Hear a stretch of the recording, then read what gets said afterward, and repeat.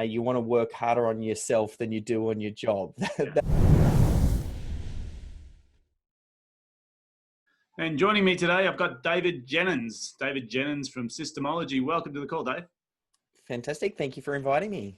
It's a pleasure. Look, obviously we've known each other for a while, and you've been pretty prolific in getting out there and telling people they should work on their business, not in their business. I'm curious, maybe just introduce yourself to the viewers. Yeah, my name's David Jenyns. I help business owners get out of working in their business to work more on their business. And I suppose more specifically, really focusing in on the systems side of things. So I know what you do as far as a business coach helps all of the areas, where I've got a very narrow focus just on the systems and processes, because I know business owners, they just have a lot of trouble doing it. Yes, absolutely. So, today we're really talking a bit about what COVID's done to the economy and how people are navigating it. So what are you doing to navigate the current environment? I think one of the biggest things we're doing is just making sure that we're really conscious of the conversations that are going on right now, and speaking to what we know is in the mind of our clients and our prospects, and trying to tailor the message and helping them to see how systems and processes help solve the problems they're having now. Just not being efficient and having people work virtually, and um, their business not being very fine tuned. I think systems and processes solve a lot of those problems. So that's probably the biggest thing I'm doing, is just helping them to see how systems helps them right now. Yeah, and in terms of, like, obviously when the whole economy caves in like it's done, even the best systems may not anticipate this kind of event, right? So Yeah. it's obviously a good time for people to sort of say, okay, now that things have slowed down or things have changed, maybe I need to re-systemize my business, or I need to review my current systems. What opportunities do you see sort of for the business owner right now? One thing that we have noticed, a lot of business owners, they kind of intuitively know that systems are important. They're just not urgent, so they don't get around to it. Yeah, So a huge opportunity right now is to introduce systems thinking and a systems culture, because the resistance to change is the lowest that it's ever been. Staff and team members, they're all getting used to this idea of massive change and needing to tweak things, because it's just the way it is now. We have to make these changes. So yeah, I'm finding a lot of business owners are able to introduce the idea of systems, and people are just taking it and running with it. Whereas sometimes in the past, you'd have those team members that go, oh, we've always done things this way. Why do we need to change? Whereas now they kind of get that change is needed. yeah. So it can be sometimes a bit of almost a lubricant in the sort of facilitation, right? When an Yeah. external event like this occurs. Yeah, yeah. And the one thing I find with systems is it's not really a one and done event.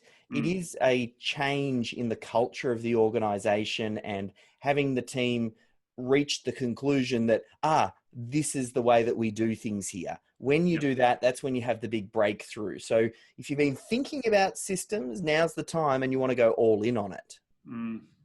So tell me, obviously we all are personally affected by what's been going on. What have you had as personal lessons out of this event? There's been quite a few. I mean, it's just really strengthened my resolve around systems, obviously, and I'm a little bit biased there. The other thing I'm starting to appreciate more and more is just how quickly business owners can change and pivot where needed.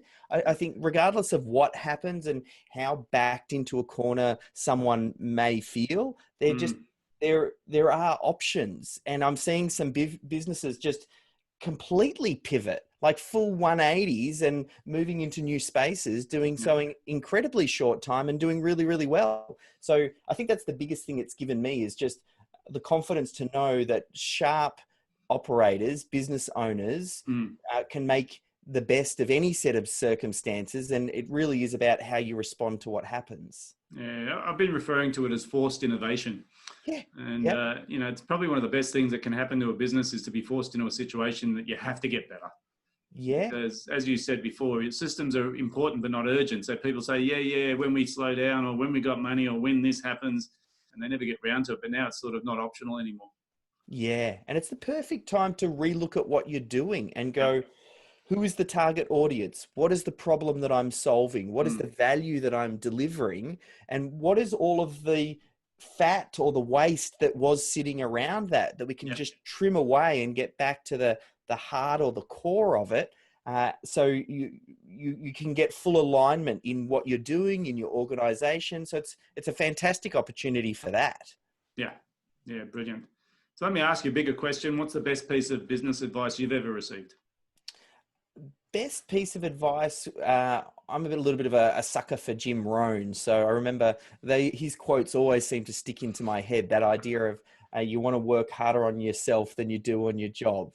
That one always sticks in my mind. And I think it was Jim Rohn. Another one just around that idea of you want to over deliver on the value that you provide through to your customers.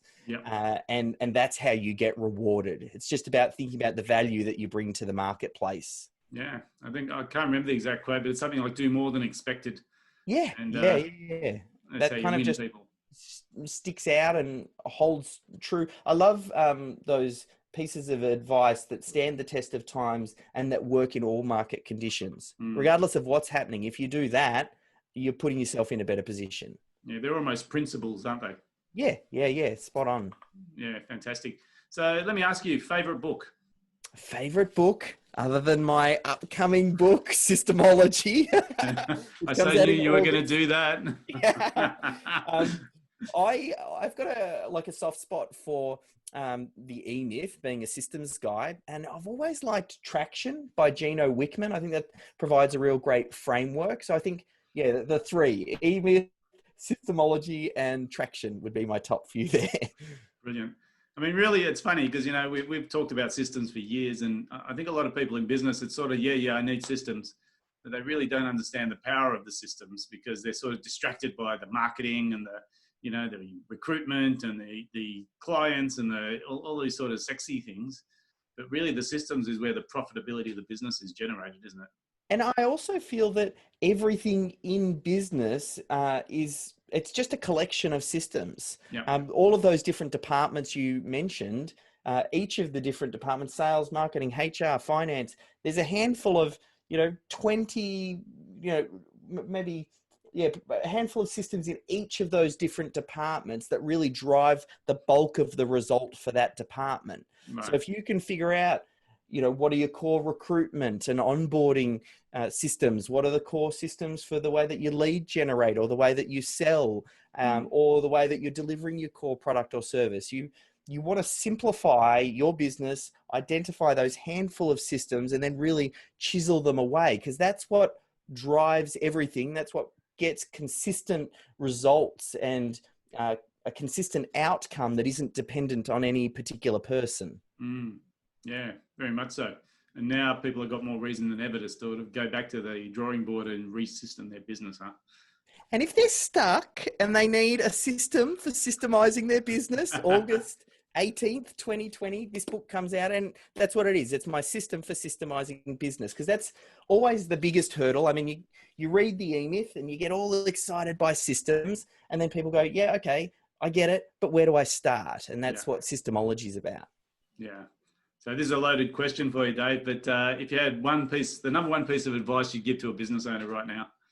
Head to systemology.com/book and get a copy or register for the book. We're going to give away a couple of free chapters. That's probably the best contribution I can make is helping someone solve the systems problem. Yeah, fantastic.